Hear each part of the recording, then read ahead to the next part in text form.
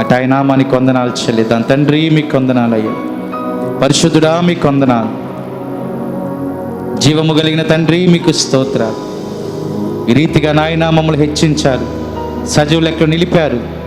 July మాసం అంతట్లో క్షేమాన్ని ఇచ్చారు.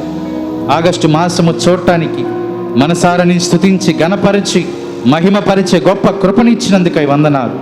ఈ ఆరాధనలో మమ్మల్ని బలపరిచారు, ధైర్యపరిచారు, శక్తినిచ్చారు, అభిషేకించారు. నేనున్నాననే ధైర్యముతో నింపినందుకై స్తోత్రాలు నాయన. జీవము కలిగిన మీ లేఖనాలను ధ్యానిస్తూ స్వరమండలానికి పరమునకు చేర్చే మాటలు ధ్యానిస్తున్నా.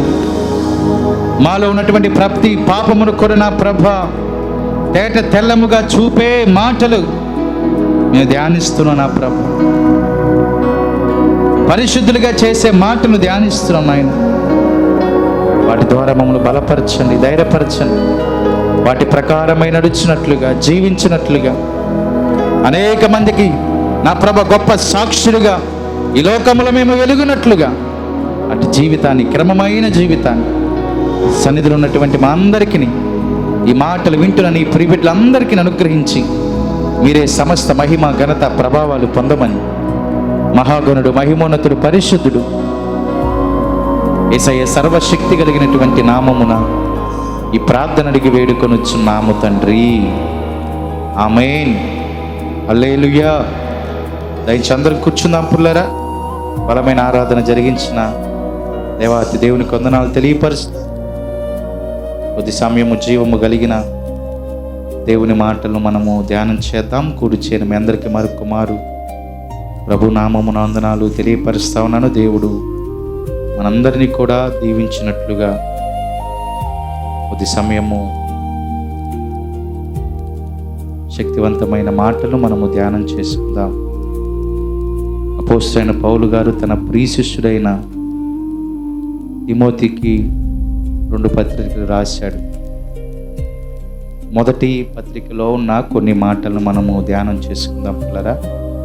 5వ అధ్యాయము 20వ వచనాన్ని 22వ వచనాన్ని మనము చదువుకుంట ద్వారా దేవుని మాటలను కొద్ది సమయం మనము ధ్యానం చేసుకుందాం. ఇతరులు భయపడు నిమిత్తము చూడండి పిల్లరా, పాపము చేయువారిని అందరి ఎదుట గద్దింపుము. 22 ఇప్పుడు ఎవని మీదనైనను చేయకుము, పరుల పాపములలో పాలివాడవై ఉండకుము. చూడండి ఈ మాట, నీవు పవిత్రుడుగా, చూడండి ఏమంటున్నారంటే పిల్లరా, నీవు పవిత్రుడుగా ఉండునట్లు చూచుకొనుము అని గురువు స్థానంలో ఉన్నటువంటి పౌలు గారు తన శిష్యుడైనటువంటి తిమోతికి చెప్పాడు. పిల్లరా, ఎన్ని చేసినా ఏమి చేసినా నీవు మాత్రం ఎలా ఉండాలి అని చెప్పాడంటే పవిత్రుడుగా ఉండాలి. నీవు మాత్రము పవిత్రుడుగా ఉండటానికి ఎల్లవేళలా ప్రయత్నించు, ఎల్లవేళలా జాగ్రత్తగా చూసుకో అని చెప్పినట్లుగా ఆ వచనము అర్థమై ఉంది పుల్లారా. అంటే మనిషి లోకంలో జీవిస్తూ ఉన్నప్పుడు, మానవుడు ఈ లోకంలో తన యాత్రని కొనసాగిస్తూ ఉన్నప్పుడు, తన యాత్రా మార్గము చేసేటప్పుడు పుల్లారా, ఏదో ఒక సమయములో, సందర్భములో, ఆ సందర్భాన్ని బట్టో సంఘటన బట్టో అపవిత్రులుగా అయ్యేటటువంటి ప్రమాదాలు ఉంటాయి. పవిత్ర స్థానాన్ని చెరిపివేసి అపవిత్రులుగా అయ్యేటటువంటి ప్రమాదాలు ఉంటాయి. వాటిని గ్రహించి గమనించినటువంటి పౌలు గారు తన శిష్యునితో చెప్తా ఉన్నాడు, నీవు మాత్రము పవిత్రుడుగా ఉండునట్లు చూచుకో.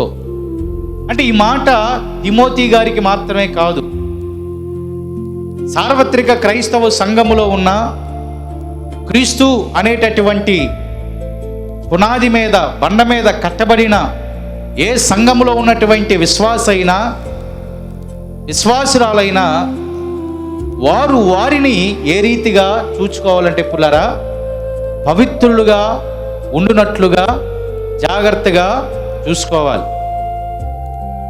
అందుకే ఆ మాటకి పై వచనాలలో ఆయన 2 మాటలు జోడించాడు. అది కాదు పిల్లలు, ఇంకొంచెం పైన మన 20వ వచనం ఒకసారి.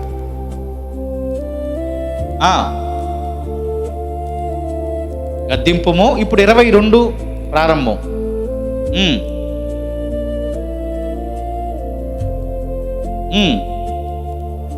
పరుల పాపములో, ఈ 2 మాటలు జాగ్రత్తగా ఆలకించండి పుల్లారా.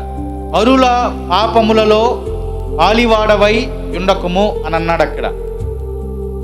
పరుల పాపముల విషయములో పాలివాడవై ఉండొద్దు అంటే నిన్ను నీవు జాగ్రత్తగా చూసుకోవటం అంటే మన వంతుగా నేనేం చేయట్లేదు, నేను ప్రాపర్ వేలోనే ఉన్నాను, కరెక్ట్గా నడుస్తున్నాను, క్రీస్తు అడుగుజాడలలో క్రీస్తు చూపిన మార్గములో నేను నడుస్తున్నాను అని తలంచుకుంటున్నటువంటి మనందరినీ కూడా ఒక హెచ్చరింపుగా ఆయన ఏం చెప్తున్నాడంటే, నీ మట్టుకు నీవు బాగానే ఉన్నా నీవెప్పుడు అపవిత్రుడుగా అవుతావంటే, నీవెప్పుడు అపవిత్రురాలుగా అవుతావంటే పరుల పాపములలో పాలివాడవై ఉన్నప్పుడు.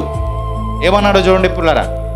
పరుల పాపములలో పాలివాడవై ఉన్నప్పుడు నా మట్టుకు నేను జాగ్రత్తగానే ఉన్నా, నా మట్టుకు నేను కరెక్ట్గానే ఉన్నా అని తలస్తున్నటువంటి మనతో, ఆలోచన చేస్తున్నటువంటి మనతో నీవు జాగ్రత్తగానే ఉన్నావు కాదంటలా నువ్వెందుకు అపవిత్రుగా అయిపోతున్నావు అంటే, ఇదిగో నిన్ను బట్టి కాదులే కానీ పరుల పాపములలో నీవు పాలి భాగస్తులుగా అవుతున్నావు చూసావా. పరులు చేస్తున్నటువంటి విశ్వాసఘాతకమైనటువంటి పనులలో పాలి భాగస్తులవై అవుతున్నావు చూసావా. ఇప్పుడు ఆ విధమే ఆ క్రమమే నిన్ను నన్ను ఏం చేస్తుందంటే అపవిత్రులుగా చేస్తుంది. ఇప్పుడు నేనేం చేయలా, అయినా పరుల పాపములలో పాలిభాగస్తుడుగా మనము అవటాన్ని బట్టి, పాలిభాగస్తురాలుగా మనం అవటాన్ని బట్టి ఇప్పుడు మనం ఏమైపోతున్నామంట, అపవిత్రుడుగా. అందుకనే ఆ సందర్భాన్ని జ్ఞాపకం చేసి తిమోతితో ఆయన చెప్పిన మాట, నీవు పవిత్రుడుగా ఉండటానికి చూచుకో అని అన్నాడంటే నీవు పరుల పాపపు విషయములో పాలు పంపులుగా ఉండొద్దు అని చెప్పాడు. ఆ పాపముల జోలికి నీవు వెళ్ళవద్దు, ఆ పాపపు ఊబిలోకి నీవు వెళ్ళవద్దు. వెళ్ళావా నీవు అపవిత్రుడుగా అవుతావు అనేటటువంటి మాట స్పష్టంగా తిమోతి గారికి ఆయన చెప్పాడు. 2వ సందర్భం ఏంటంటే, ఇతరులు భయపడు నిమిత్తము పాపము చేయు వారిని అందరి ఎదుట ఏమని చేయమన్నాడంట, గద్దించమన్నాడు. ఎవరు భయపడు నిమిత్తము? ఇతరులు భయపడు నిమిత్తము, ఇతరులు భయపడు నిమిత్తము పాపము చేయు వారిని అంటే ప్రభునకు దూరమయ్యి వారి వారి మార్గములో నడిచేటటువంటి వారందరినీ ఇతరులు భయపడు నిమిత్తము అట్టి వారందరినీ అందరి ఎదుట ఏం చేయాలంట అమ్మా, ఏం చేయాలంట, అందరి ఎదుట గద్దించాలంట. చూడండి, స్పష్టంగా చెప్పాడు ఆయన. స్పష్టంగా ఆయన ఏం చెప్పాడు, అందరి ఎదుట గద్దించాలి.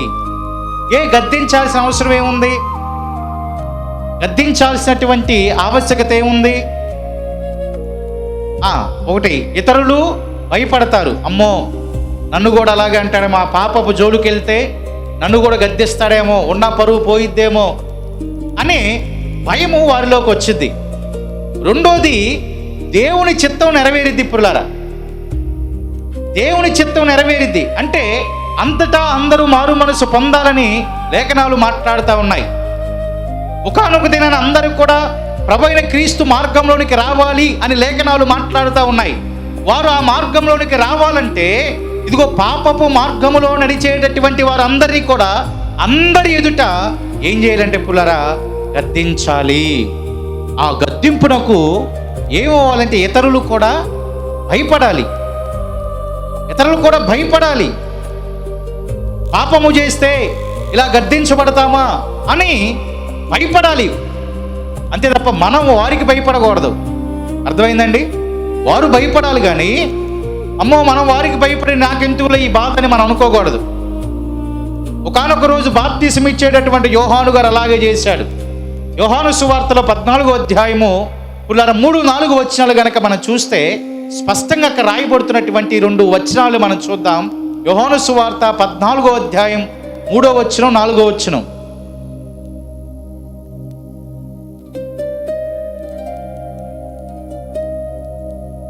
లూకా సువార్త చదవండి పుల్లారా. లూకా సువార్త 3వ అధ్యాయం 19వ వచనం.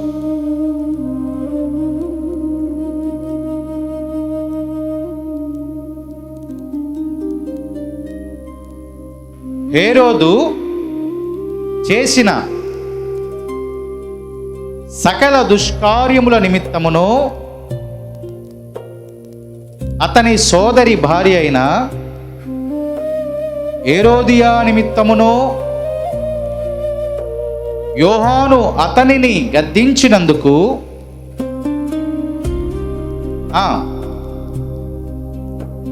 చూడండి పిల్లలు, అక్కడ ఏమని రాయబడిందంటే, చతుర్థాధిపతి అయిన హేరోదు చేసిన సకల దుష్కార్యముల నిమిత్తమును. సకల దుష్కార్యములు అంటే అతను చేసిన ప్రతి పాపము నిమిత్తమును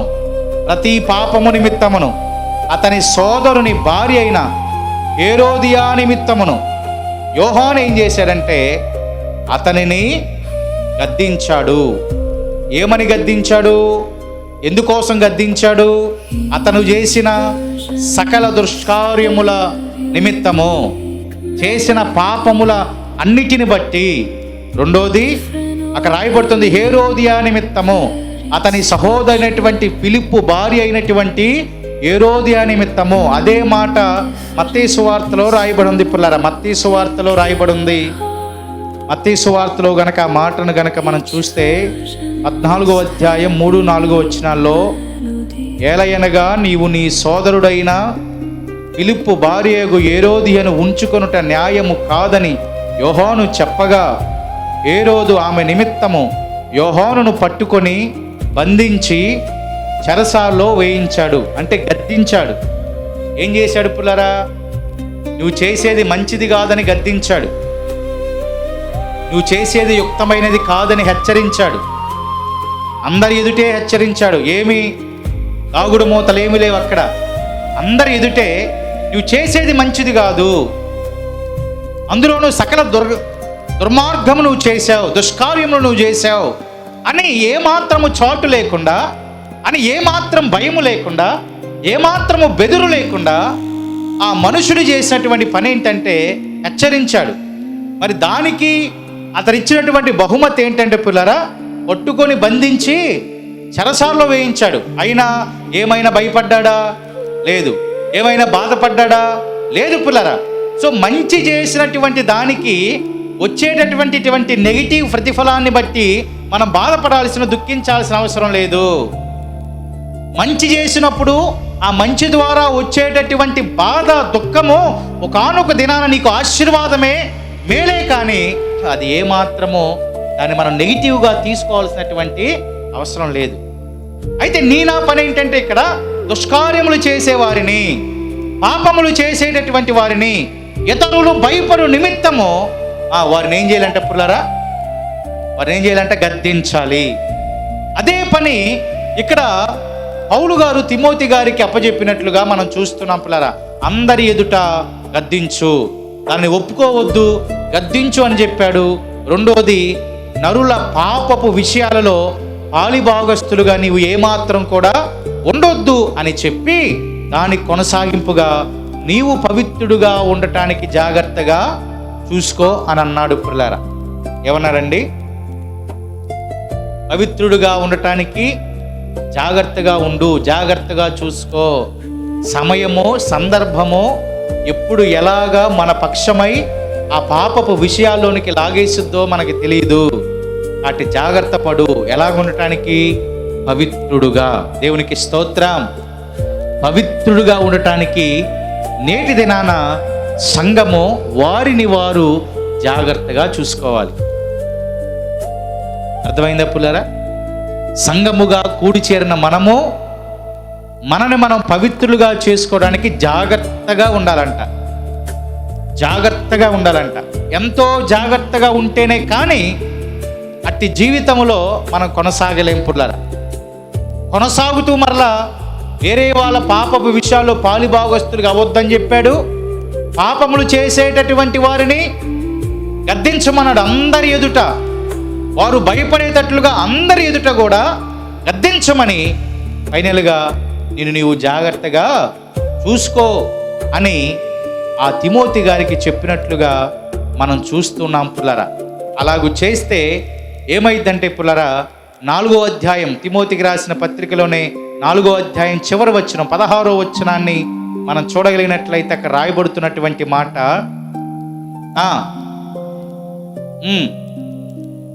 కలిగి ఉండుము, నిలకడగా ఉండుము, నీవిలాగు చేసి నిన్నును, ఏమన్నాడు పుల్లరా, నిన్నును నీ బోధ వినువారిని నిన్నును రక్షించుకుంటావు, నీ బోధ వినేటటువంటి వారిని కూడా రక్షించుకుంటావు.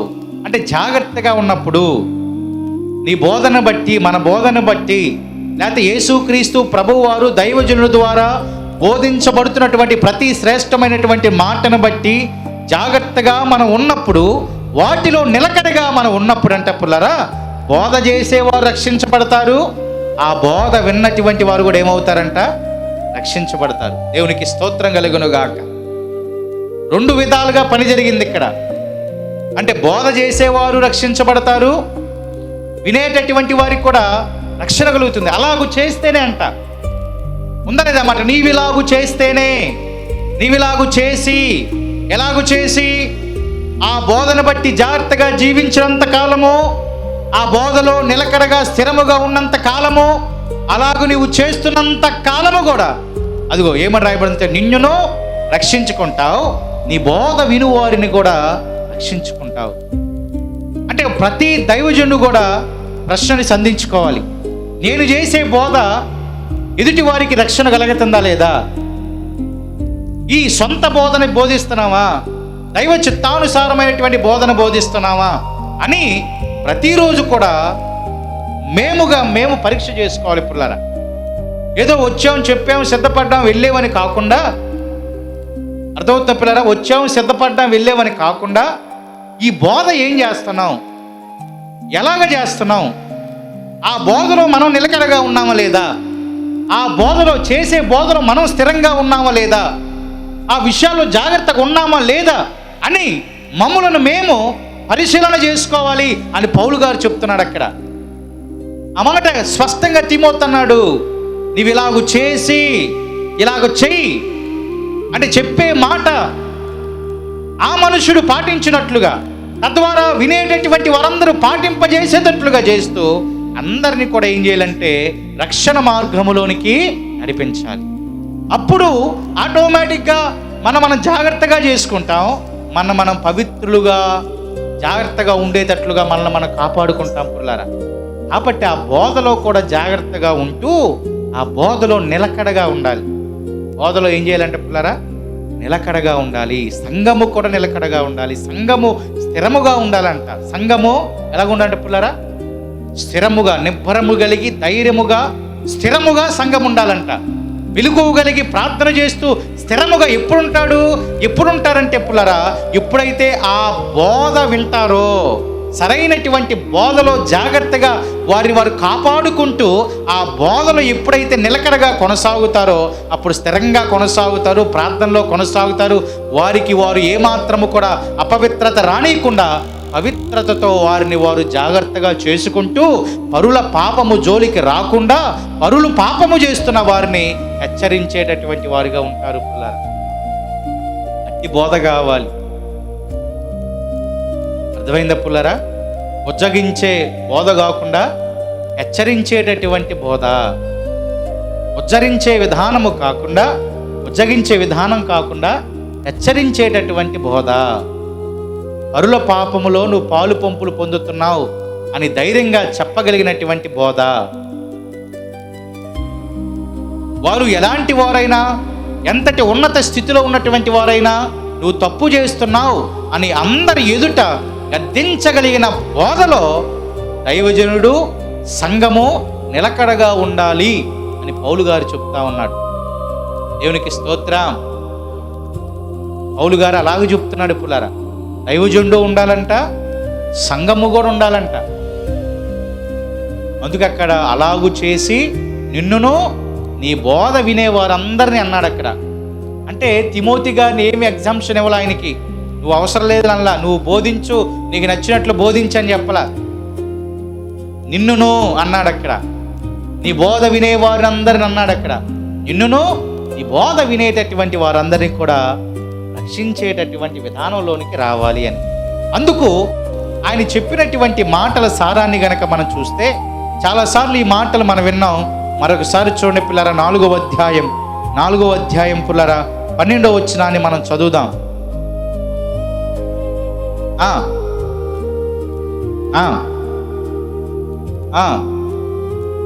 మాటలోను ప్రవర్తనలోను ప్రేమలోను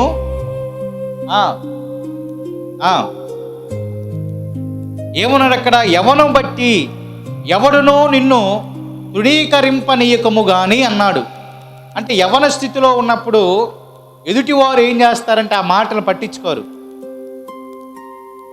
ఏమైందిలే అంటే ఆయనకి ఆ మనుషురాలకి అనుభవం లేదులే అని కొంతమంది ఏం చేస్తారంటే తృణీకరిస్తూ ఉంటారు.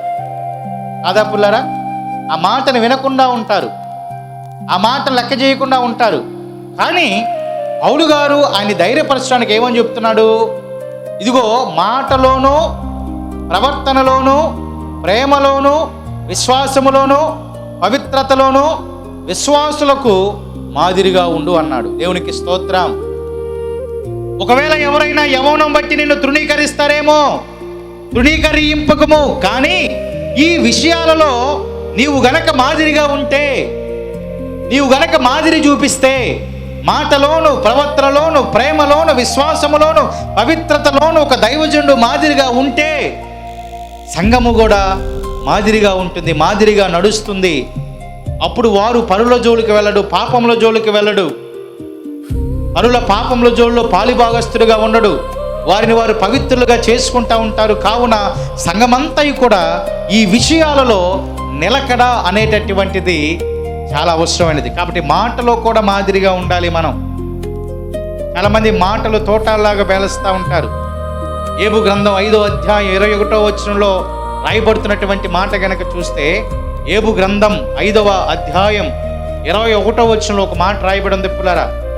నోటి మాటల చేత కలుగు నొప్పి, నోటి మాటల చేత కలిగేటటువంటి నొప్పి నీకు తగలకుండా ఆయన నిన్ను చాటు చేయను. నోటి మాటల ద్వారా కూడా నొప్పి కలుగుతుందంట పుల్లారా. ఏం కలుగుతుందంట? నోటి మాటల ద్వారా కూడా నొప్పి కలుగుతుంది. దెబ్బల ద్వారా కాదంట, గాయముల ద్వారా కాదంట పుల్లారా.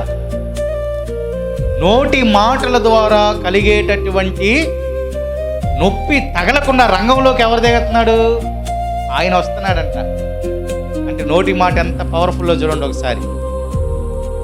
నోటి మాట ద్వారా కలిగేటటువంటి నొప్పి కూడా మనకి తగలకుండా ఆయనే అటు చేస్తారంట. ఆయనే పురులారా. అందుకే ఆ మాటలో మనం ఎలాగుండాలంటే మాదిరిగా ఉండాలి. నోటి మాట మనం ఎలా పడితే అలాగా పలకకుండా, నోటి మాటతో ఎదుటి వారిని గాయాలు చేయకుండా, నోటి మాటతో ఎదుటి వారిని గాయపరచకుండా ఏం చేయాలంట? మనం మాదిరిగా ఉండాలి. అదే మాట అక్కడ పౌలు గారు చెప్పాడు పుల్లారా. ఈరోజు ఎంతమంది ఈ నోటి మాట ద్వారా మాదిరిగా ఉంటున్నారు? అక్కడ అన్నాడు మాటల ద్వారా అన్నాడు, అక్కడ మాటల ద్వారా మాదిరి అన్నాడు. ఒకానొక సందర్భంలో మనం చెప్పాం, మన మాటలు అనేక మందికి బలాన్ని ఇవ్వాలి, శక్తిని ఇవ్వాలని మనం ధ్యానం చేసుకున్నాం. అంతే తప్ప మన మాటలు ఎదుటి వారికి గాయము కలగకుండా మన మాటే వారికి బలాన్ని చేకూర్చాలి పుల్లారా. మన మాటే వారికి ధైర్యాన్ని చేకూర్చేటట్లుగా మన నోటి సంభాషణ ఉండాలని, అది ఉప్పు వేసినంత రుచికరంగా ఉండాలని లేఖనాలు కూడా సంబోధిస్తూ ఉన్నాయి, మాట్లాడుతూ ఉంటున్నాయి. ఈరోజు నోటి మాటతో సంఘము పవిత్రంగా ఉండాలి. నోటి మాటల ద్వారా సంఘము మాదిరిగా ఉండాలి. ప్రవర్తనలో మాదిరిగా ఉండాలి. ప్రవర్తనలో మాదిరిగా నువ్వు మందిరమునకు పోయినప్పుడు లేఖనం ఏం మాట్లాడుతోంది పిల్లరా? నీ ప్రవర్తన జాగ్రత్తగా చూసుకోవాలని లేఖనం మాట్లాడుతూ ఉంది.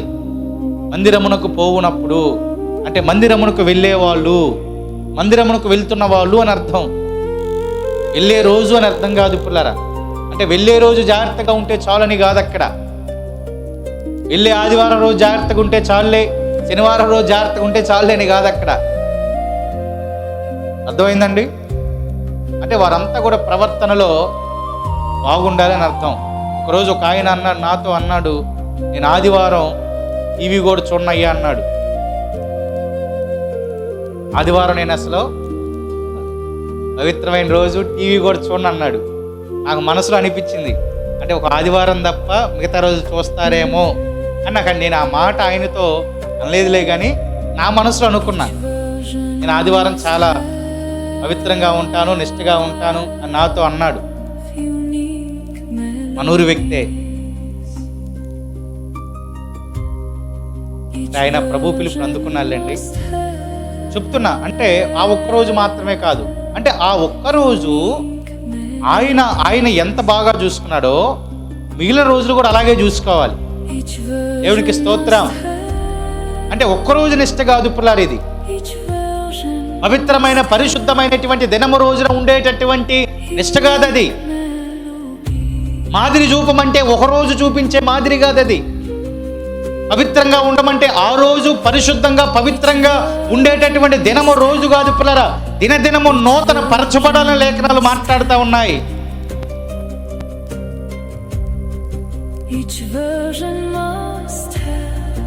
ఉండాలని లేఖనాలు మాట్లాడుతున్నటువంటి ఉదంతాన్ని మనం చూడాలి పురులారా. అందుకని మాటలోనూ ప్రవర్తనలోనూ పవిత్రతలోనూ ప్రేమలోనూ విశ్వాసులకే మాదిరిగా, అంటే ఆ యవనస్తును చూసి విశ్వాసులే ఆశ్చర్యపడేటట్లుగా, ఆ యవన ప్రాయంలో ఉన్నటువంటి తిమోతి గారిని చూసి అప్పటి వరకు ఉన్నటువంటి వారే ఆశ్చర్యపడేటటువంటి రీతిలో ఉన్నట్లుగా నీవు ఆ విషయాలలో జాగ్రత్తగా ఉండు, నిలకడగా ఉండు.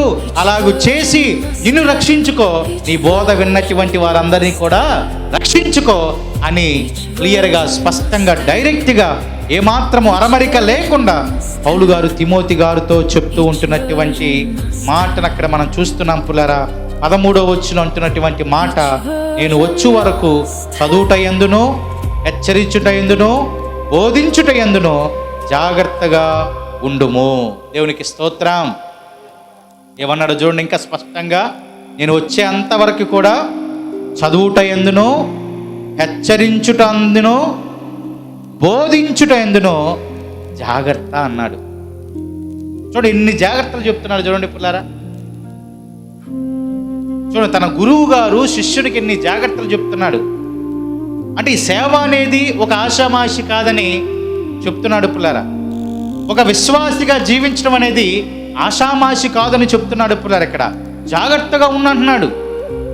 చదువుటలో జాగ్రత్తగా ఉండు, హెచ్చరించుటలో జాగ్రత్తగా ఉండు, బోధించుటలో, హెచ్చరించుటలో కూడా జాగ్రత్త. ఎలా పడితే అలా హెచ్చరించకూడదు. మరలా అది కూడా లేఖనానుసారమైన హెచ్చరిక అయి ఉండాలి తప్ప మనకు నచ్చిన హెచ్చరిక అయి ఉండకూడదు. అర్థమైందండి? హెచ్చరికలో కూడా రకాలు ఉంటాయి పుల్లారా.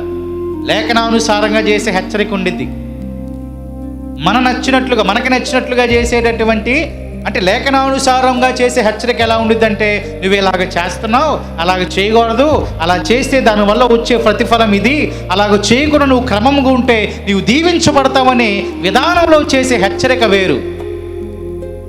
అదే మనం చేసే హెచ్చరికలు ఎలాగుంటాయి, నువ్వు అట్టయిపోతావు, ఎట్టయిపోతావు, ఇలాగైపోతావు అని చెబుతూ ఉంటాం. అది వేరు, ఇది వేరు పిల్లరా. అంటే లేఖనాలు ఎలాగ హెచ్చరించబడుతున్నాయి, ఇలాగ నువ్వు ఉంటే అలాగ నువ్వు అవుతావు అని వారికి చెప్తూ చూపిస్తూ వారి ఒక క్రమమైన జీవితంలోనికి నడిపించడానికి జాగ్రత్తగా ఉండన్నాడు ఆయన. చదువుటలో జాగ్రత్తగా ఉండన్నాడు ఆయన. హెచ్చరించుటలో, బోధించుటలో, బోధ చేయుటలో కూడా జాగ్రత్తగా ఉండు. బోధ ఎలా పడితే అలా కాదు పిల్లరా. అది కూడా దేవుని చిత్తానుసారమైనటువంటి బోధ చేయాలి. మనకు నచ్చినటువంటి మాట దులిపేయటం కాదు అక్కడ, మనకు నచ్చినటువంటి సెంటెన్స్ మాట్లాడటం కాదు అక్కడ.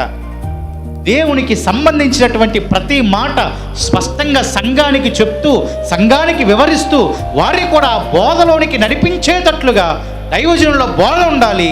ఆ విశ్వాసుల యొక్క నడక కూడా అలాగ ఉండేటట్లుగా ప్రతి వారు కూడా చేస్తేనే వారిని వారు రక్షించుకుంటారని ఇక్కడ పౌలు గారు చెప్తూ ఉంటున్నటువంటి మాట. అక్కడ చెప్తున్నాడు, ఆయన బాండింగ్ గురించి చెప్తున్నాడు. పిల్లరా, సంఘములో దైవజనుడికి సంఘానికి ఉండేటటువంటి బాండింగ్ని చెప్తా ఉన్నాడు.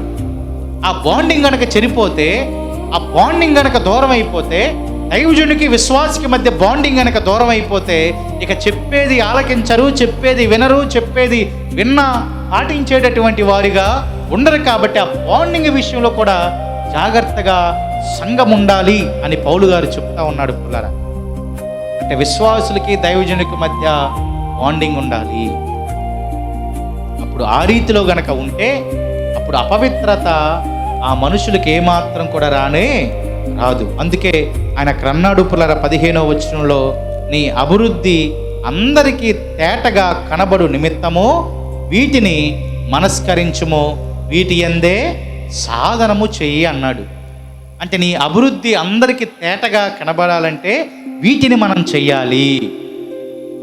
ఒక సంఘము ఏం చేయాలంట? వీటిని అనగా మాటలోనూ, ప్రవర్తనలోనూ, ప్రేమలోనూ, పవిత్రతలోనూ విశ్వాసులకి మాదిరిగా ఉంటూ, బోధించుటలోనూ, హెచ్చరించుటలోనూ, చదువుట యందును ఎలా ఉండాలంట పుల్లారా? జాగ్రత్తగా చేసుకుంటూ ఉంటే మన అభివృద్ధి అందరికీ తేటగా కనపడుతుంది.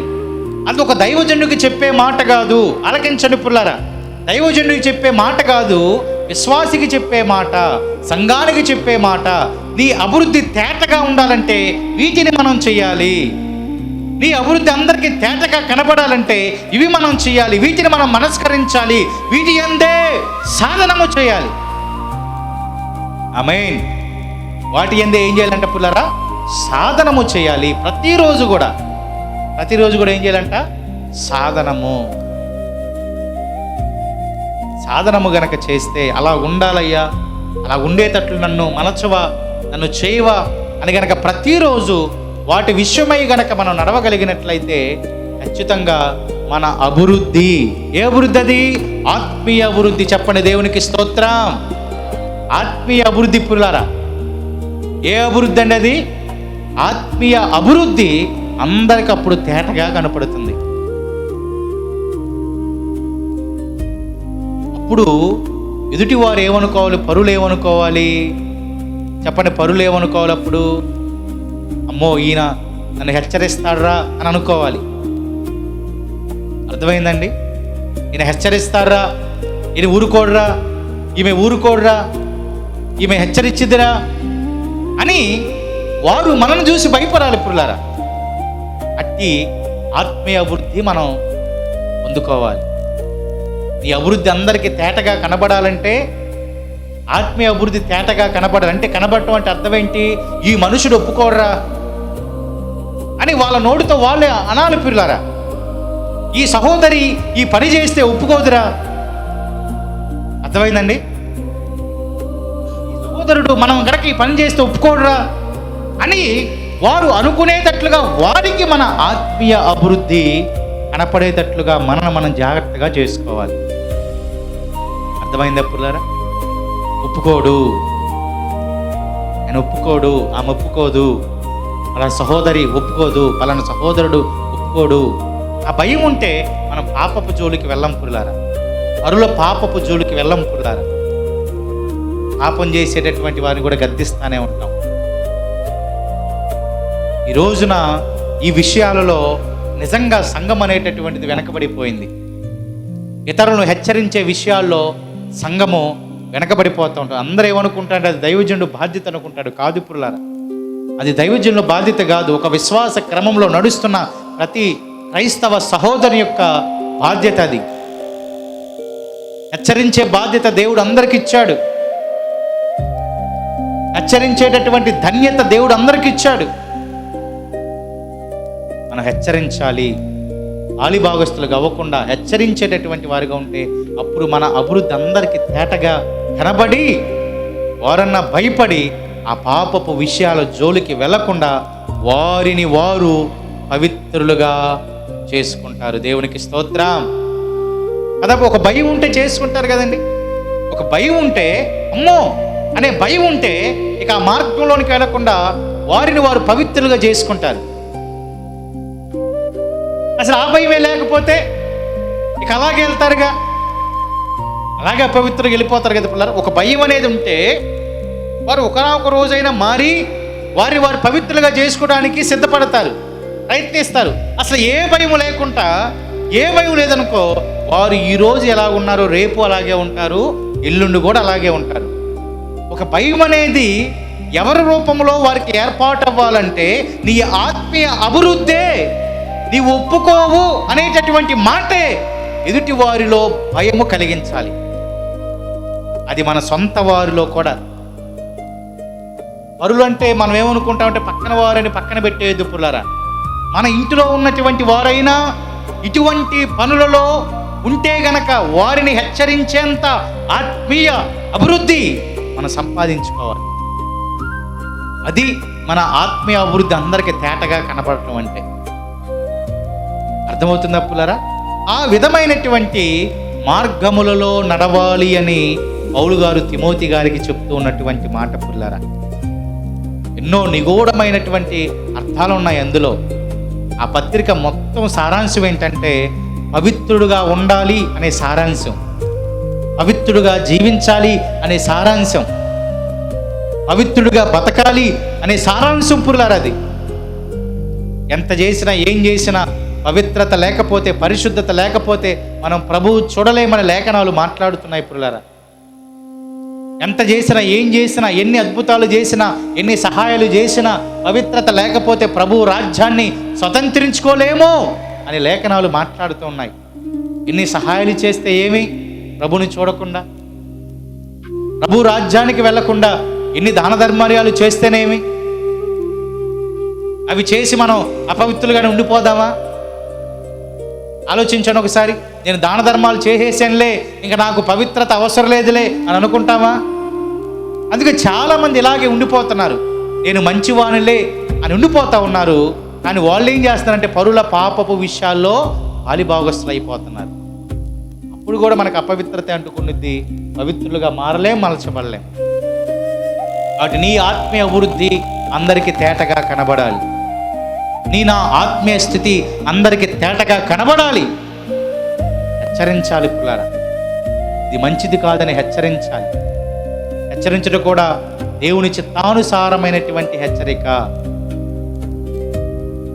దైవ చిత్తానుసారమైనటువంటి హెచ్చరిక అంటే పుల్లారా మనుషుల్లో దుఃఖాన్ని కలగజేసిద్దంట. దేవునికి స్తోత్రం. అవునా కదా? దేవుని చిత్తానుసారముగా చేసేటటువంటి హెచ్చరిక ఎదుటి వారిలో ఏం కలగజేసిందంట? దుఃఖాన్ని కలగజేసింది. ఓహో నేను ఇలా ఉన్నానా అనే దుఃఖాన్ని కలగజేసింది. అది అలాగే హెచ్చరించడం అంటే,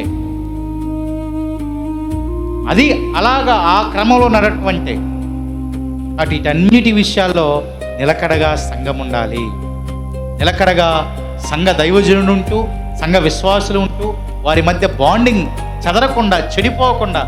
పుల్లారా, నిన్ను గూర్చి నువ్వెలాగైతే రక్షించుకుంటావో ఈ బోధ విన్నటువంటి వారందరినీ కూడా నీవు రక్షించుకుంటావు అని పౌలు గారు తిమోతి గారితో చెప్పాడు.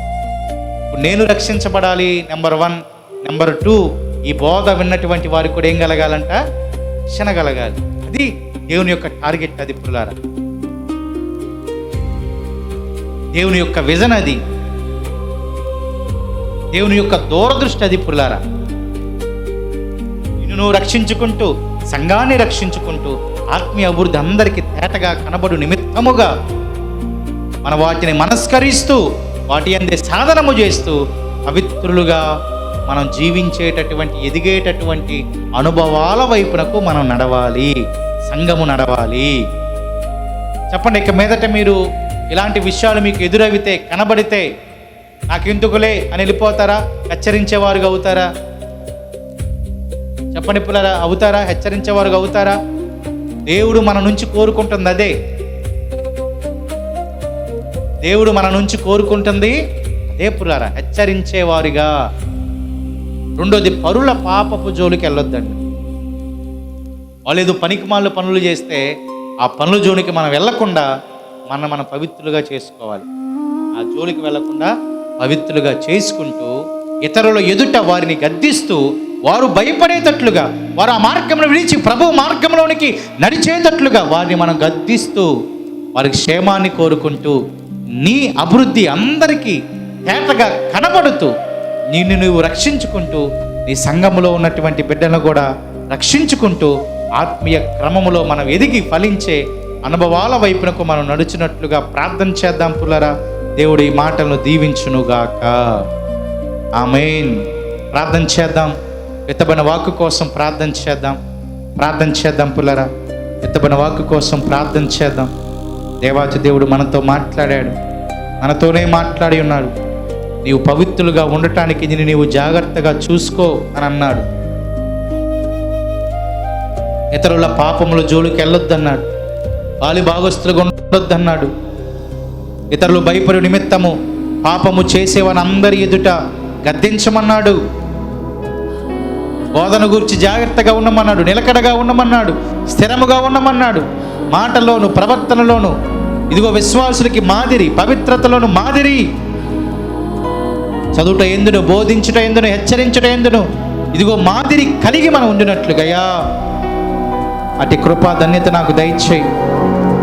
నేను ఒకవేళ కొన్ని సందర్భాలు అపవిత్రులుగా ఉన్నాను, కొన్ని సమయాలు అపవిత్రులుగా ఉన్నాను. నన్ను పవిత్రులుగా మలచు, పవిత్రులుగా మార్చు.